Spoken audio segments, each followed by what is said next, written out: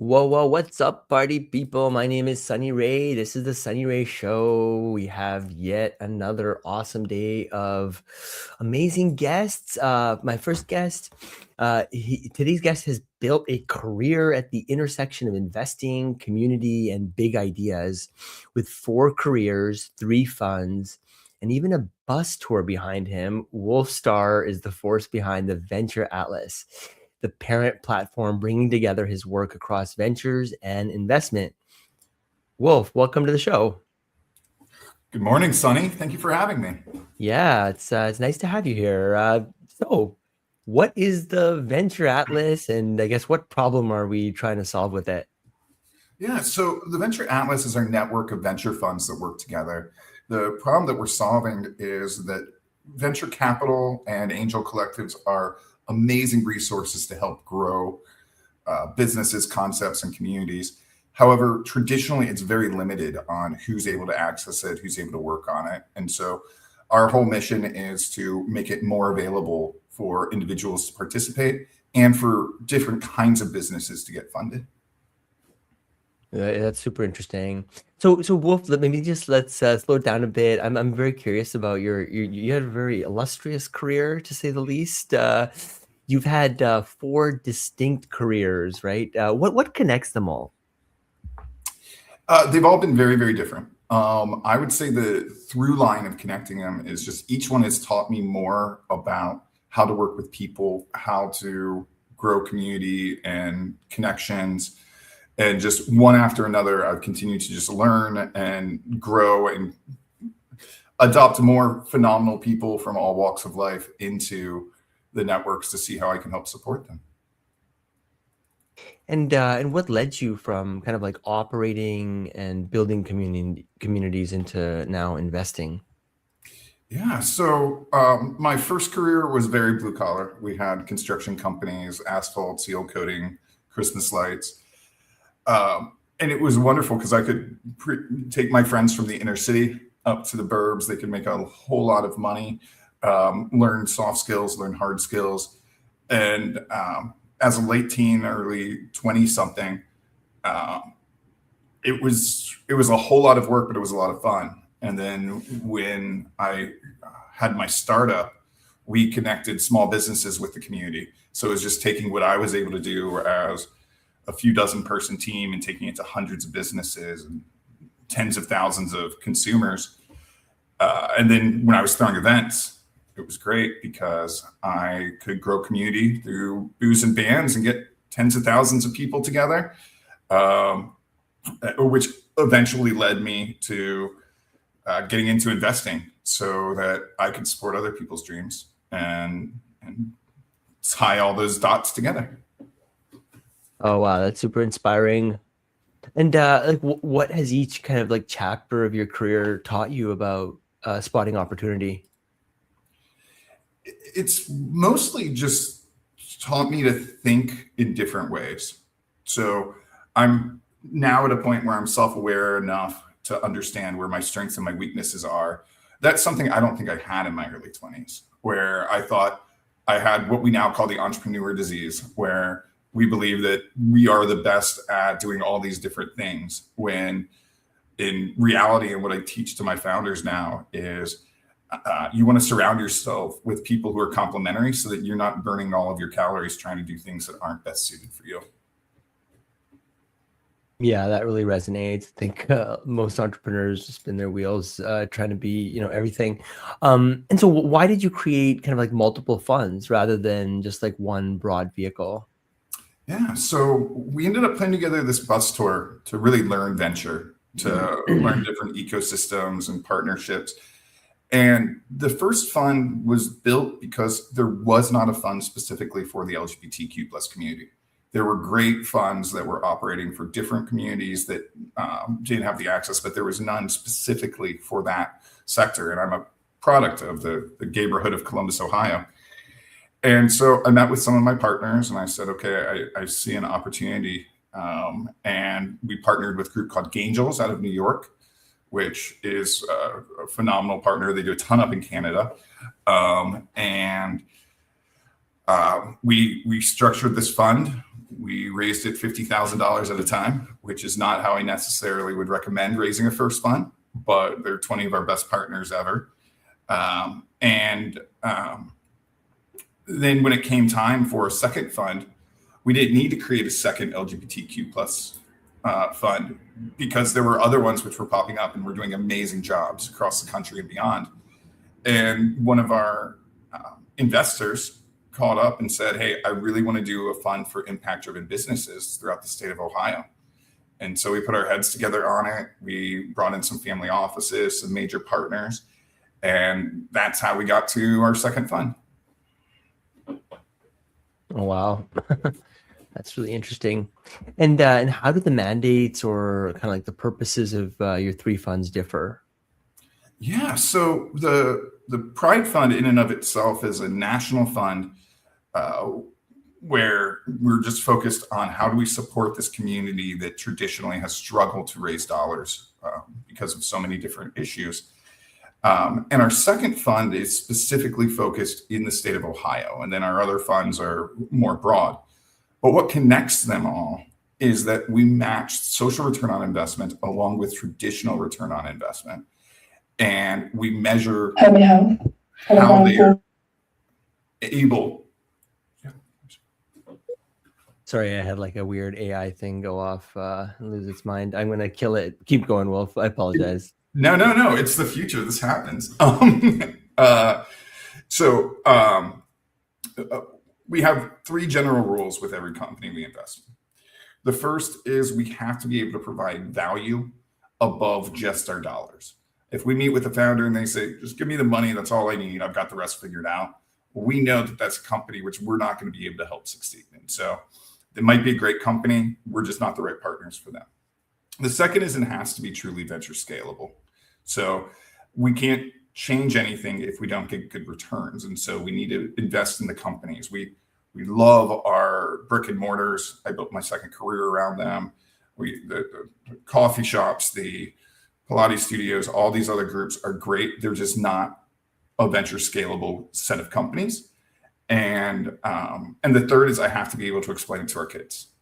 And that started off as a bit of a joke, but it's pretty real. I mean, my greatest value is not the money I'm able to bring to a company. It's the connections, the relationships, the megaphone that I can use to uplift and empower them. And if I can't explain what they're doing in a simple enough term that my 11-year-old is able to respond back to me with it, then I'm probably not going to be able to walk down the street and tell 20 different people about it succinctly and support that company.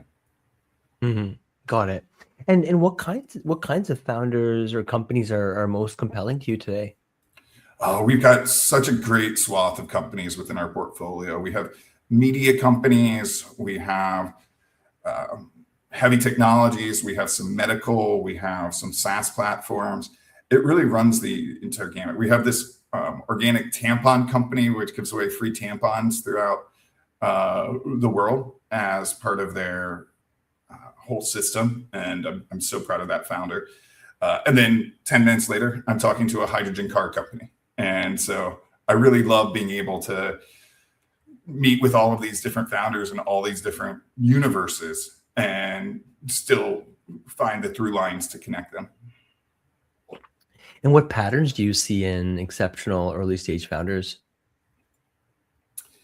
I think a lot of it is having a significant drive and making sure that whatever your social purpose is a marketing benefit and not an operational cost. Because I think when we even use the word impact, it feels as though it's not as scalable, not as strong. But when the company is able to take their impact and offset their marketing costs because they're telling their story, they're being authentic to themselves, it is really a great thing for the business as a whole. Yeah, especially when the founder aligns themselves with a team that also supports that mission. And it's not just going to work for a paycheck. It's going to work to change the world. And what do founders commonly misunderstand about raising capital? Well, I mean, the first rule is they shouldn't be raising venture capital unless they have to. And I probably say this in accelerators and meetings 4 or 5 times a week. The only reason why you want to bring on venture capital, now angels are a different story. I love angel networks, but with venture capital, the only reason you want to take $1 from us is if those dollars help you do in 2 years what would traditionally take you a dozen years to do. So it's really venture capital should almost be the last option. And if there's any other way to make it happen, that should be the goal first. Hmm. And I know some of your partners are VCs as well, and I think that they agree. Yeah, no, I love that. I mean, that's definitely wise. I mean, traction, revenue, obviously, like if you can get there somehow. But I like that thinking though around what you could do in 12 to do in 2. What makes an investor genuinely useful beyond, let's say, just writing a check? Yeah. A lot of it is figuring out how to meet the founder where they need it. You don't want to be too aggressive and controlling and calling and trying to get too in the weeds of every single detail, because if you are doing that, you made the wrong investment, that you're not trusting the team to do what they need to do. But you do want to be available when they have a need, when they're running up against, how do I get a hold of this corporation? How do I get a hold of this group of investors? How do I do all these different things?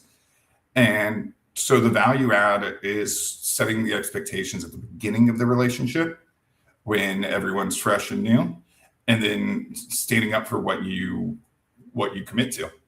And also being flexible. If a founder calls you on a Sunday and says, hey, I need to figure out how to sell 200 masks in the next 3 weeks in order to unload all this, and you have to brainstorm with them, not only is that important, but it's also fun. Yeah, yeah, I like that perspective. So can you tell me, Wolf, about the bus tour? Like what sparked it, and what did you learn? Yeah. So at the time, I was throwing these big events, music festivals and food truck festivals and things like that. And we'd always end up being about 20K short on a Tuesday for an event on Friday. And this is back when events were predominantly paid for by alcohol sales, which has changed a lot. So you'd make up your money on the weekend, but you wouldn't have it ahead of time. So I figured out that you could call up different venture firms, different networks, and say, hey, if you're able to wire us this money overnight, then on Saturday, all of your investors can meet 21 Pilots or whoever we had headlining that show. So it created a bit of a niche of being able to create these experiences that you couldn't just throw a bunch of money at. And so when our friends on the coast started calling and saying, hey, do you want to get involved with venture? We want to move money to the Midwest. It can go further. It's the place to be.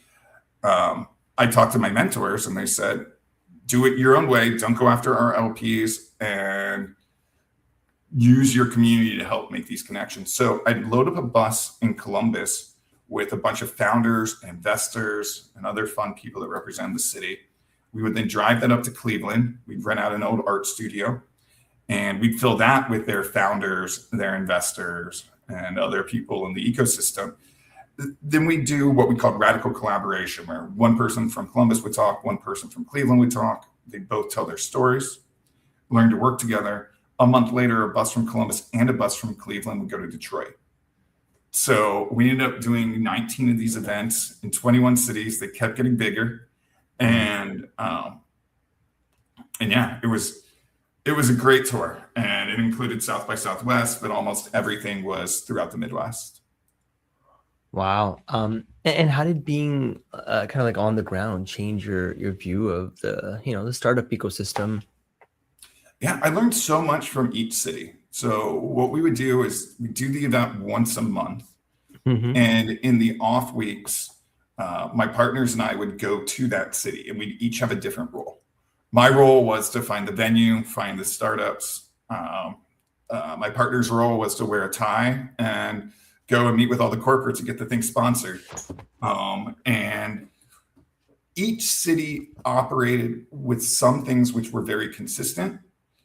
Here in the Midwest, we've got a lot of Midwest kindness, and you can recognize it. But you get to a city like Detroit, and the hustle of every founder, every person we talk to having 3 side projects that they worked on. And you would have a doctor working with an artist, working with a startup founder, all rebuilding a house in downtown Detroit. Like that's just what they do on their weekends is they all just go in there, roll up their sleeves and figure out how to rewire this house. And then on the contrast, you go to Pittsburgh, which is another great city, and they know more about robotics than anybody. And so you go there and they just start talking about like how robotics folds into their startup, whether it's a robotics startup or not. And so we were able to teach that back to Columbus, and Columbus could pick up on some of that, but so could Cleveland learn from Cincinnati, and Cincinnati can learn from Indianapolis, and Indianapolis can learn from Pittsburgh. And so it was wonderful just to connect those dots. And a lot of what is Midwest House at South by Southwest came from those original relationships. And now it's an annual reunion. Wow, that's really inspiring. That's super cool. And Wolf, like, what places or communities are underrated sources of innovation? I think Toronto's up there. Yeah. I'm a big fan of Toronto. Louisville's doing great. Atlanta's doing phenomenal. New Orleans is very special. Austin is kind of multiple different Austins, and San Antonio and how all of that works together. But I'm really bullish on the Midwest. Chicago over the next 20 years is going to really blow us all away. Like they're doing really phenomenal stuff. And then I'm biased, but Columbus is starting to get some really big wins, and the largest venture fund in the regions here. We have had some pretty significant exits lately, and the coasts are beginning to notice. So that's good. There's a saying in Chicago that they don't need to be the next Silicon Valley. They don't need to be the next Austin. They just need to be the best Chicago they can be. And I think that's true for our entire region. And what's one belief about, maybe venture capital you've changed your mind about?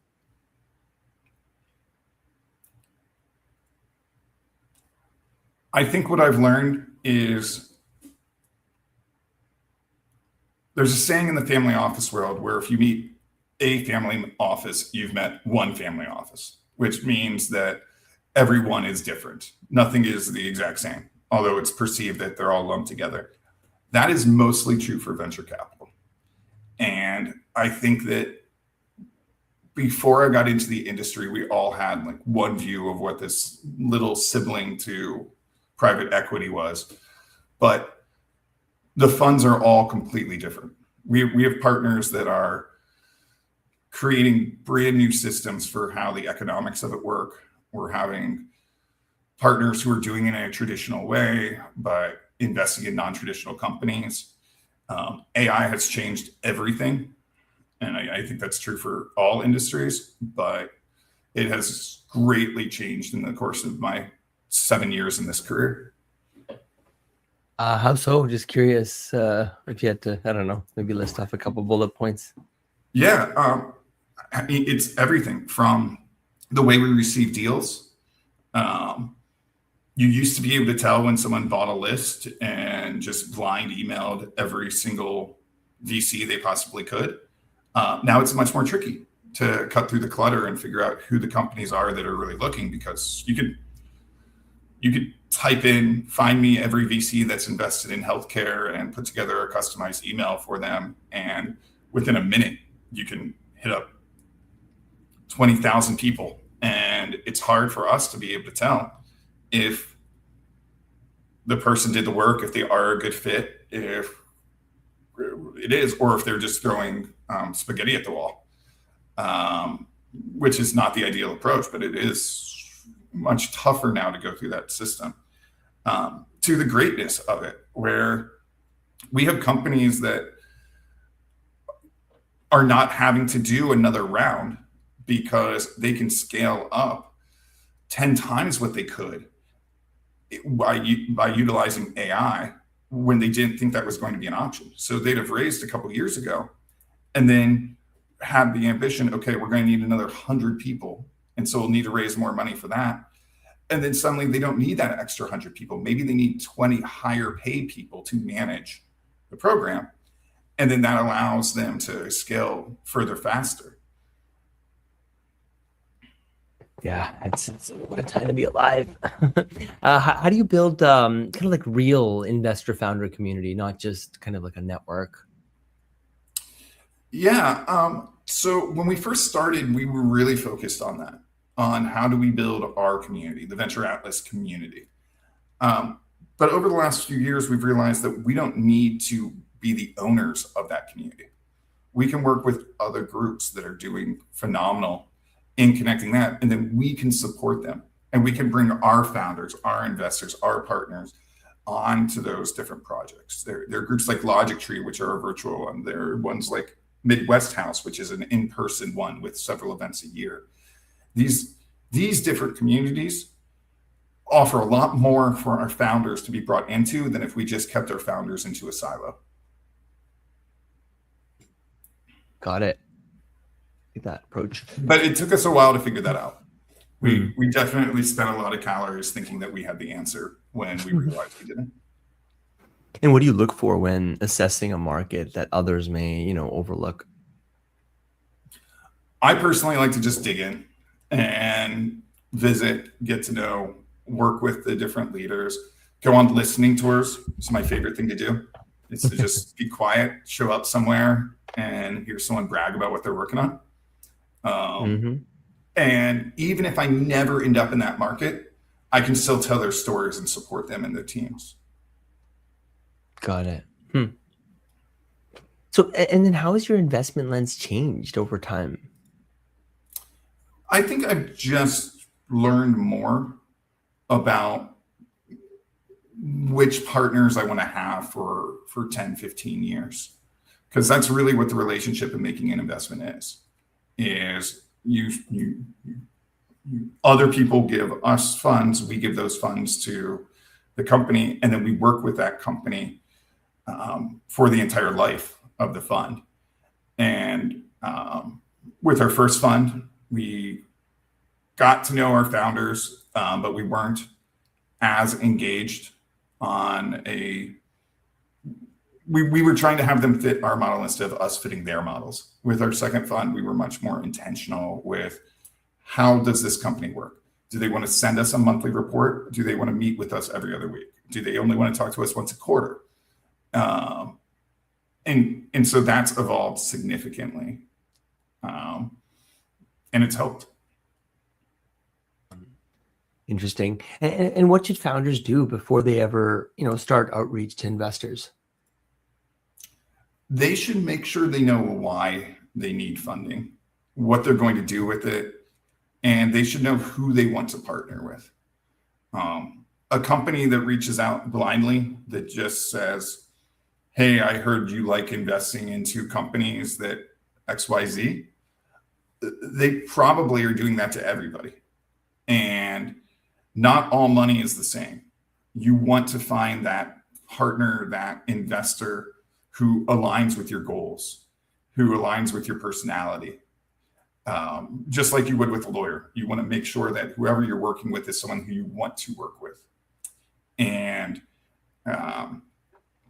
it's in there where you'll want to get specific. You'll want to find the investors who have invested in similar things, and you want to talk to the founders they've invested in to see what the relationship's like.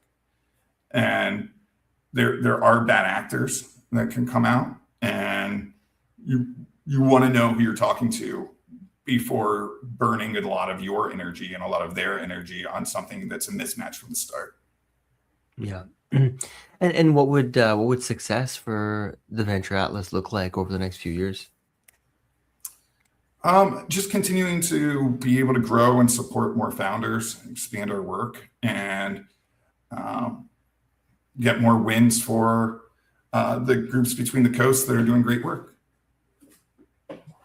And what advice would you give someone, building a career across multiple industries?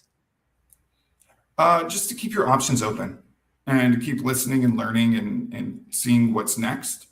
And also knowing that it's absolutely okay to just have one career and love it and live your life and do your own thing.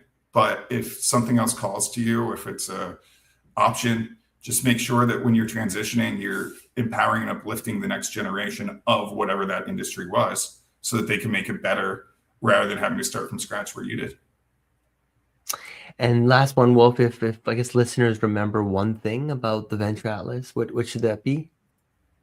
That we want more and more groups like us to pop up, and we want to support them. We're in a great wealth transfer with family offices. There's a lot of opportunity out there, and I believe collaboration is far more important than competition. There could be 250 venture atlases running simultaneously, and we're still not going to solve all the world's problems. Well, that's And I very have one question inspiring. for you, Sonny. Yeah, please. How can I and our network and everyone listening support your work? Oh, wow. That's something that guests rarely ask. I don't know. They can check out sunnyray.com. I mean, I'm really passionate about helping founders with GTM and fundraising. And I think we have a very kind of unique approach to market. We believe in giving before taking. We believe in listening before speaking. We believe in podcasting as a mechanism to build relationships, and then on the back of those relationships, potentially pitch or not pitch. And we think it works really well. And we help founders, fill up their calendars with conversations that matter type of thing. So yeah, if someone's, aligned and building and needs help, they could reach out. But thanks for asking. That's 500 interviews in. I don't think anyone's asked. Well, they've been 500 great interviews, though. So thank you for doing what you're doing, and thank you for sharing your space and your audience with us. I love that. Okay, thank you, Wolf. I'm going to bring this stream to an end. Thank you all who are listening live. Really appreciate all of you as usual, and everyone else, I guess, who listens to this in the future. Until next time, take care. Wolf, I'll see you on the other side. Give me 1 minute. Cheers.